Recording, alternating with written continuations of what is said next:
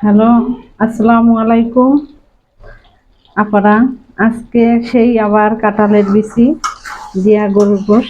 দেখেন, ওদিনকে পুরোপুরি রান্নাটা আপনাদের দেখাইতে পারি নাই, দুঃখিত।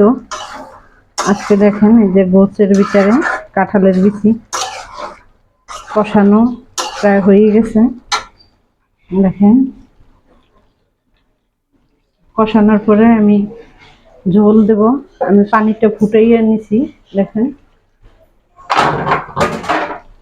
আসলে কি রান্নার যদি সুন্দর না হয়, খাইতে খাবার স্বাদ লাগে না।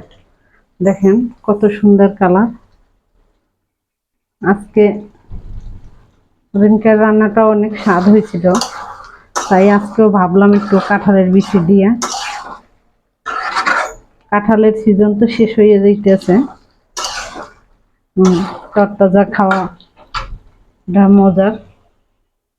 তাই আমি এখন ঝোল দেব। দেখেন, অল্প পানি দিয়ে, গরম পানি এখন দিয়ে দেব।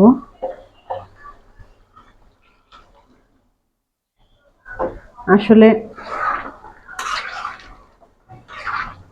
আমাদের কাছে যেটা স্বাদের হয় ওটা মন চায় কিছুদিন পর পর রান্না করে খাই, কিন্তু কাঁঠালের সিজন তো শেষ হয়ে যাইতেছে, তাই আবারও আজকে রান্না করলাম। আল্লাহর রহমতে ভালোই লাগবে আশা করি। ওদিনকে পুরো রান্নাটা আপনাদের শেয়ার করতে পারি নাই। দেখেন, ঝোল দিয়ে দিছি, আর একটু দেবো সামান্য। এটা সেদ্ধ হইলে সামান্য মাখা মাখা করে। দেখেন,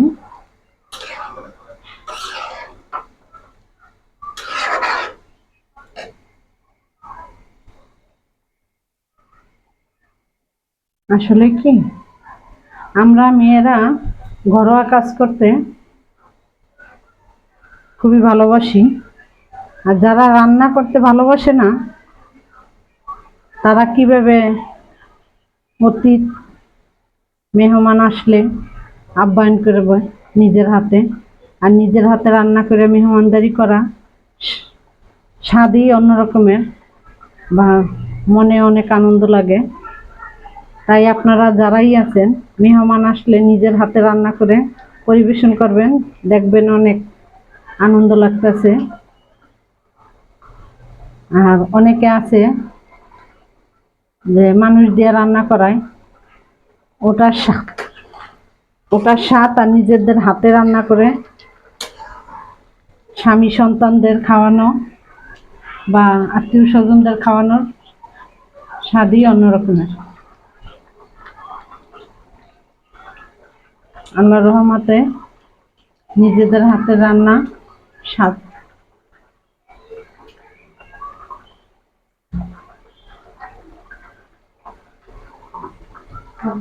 দেখেন কত সুন্দর ফুটতে আছে টকবক করে। একটু ঢাকনাটা দিয়ে ঢেকে দেব আস্তে আস্তে। আমার রান্নাটা আজকে পুরো কমপ্লিট করলাম, আপনাদের দেখাইলাম। আপনাদের ভালো লাগলে শেয়ার করবেন, বেশি বেশি লাইক দিবেন। আপনাদের ভালোবাসা পেলেই আমি সামনে আগাতে পারবো। আমি 2 দিন আপনাদের ভিডিও দেখাইতে পারি না, শেয়ার করতে পারি নাই, নিজে একটু অসুস্থ ছিলাম। তো সামনে দেখা যাক, প্রতিদিনই আপনাদের একটা না একটা শেয়ার করে দেখাবো। আর একটা ইয়েতে আমি দেখেন এই যে বরবটি কেটে রাখছি, আজকে বরবটি ভর্তা করব।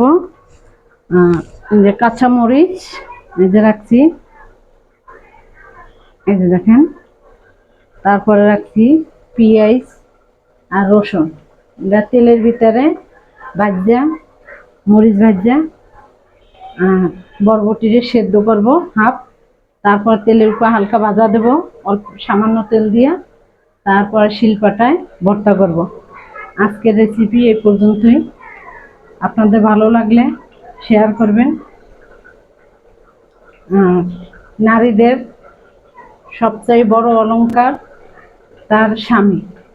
একজন ভালো স্বামীর, একজন ভালো স্ত্রীর যেমন দরকার, তেমন একজন নারীর ভালো একজন স্বামীর দরকার।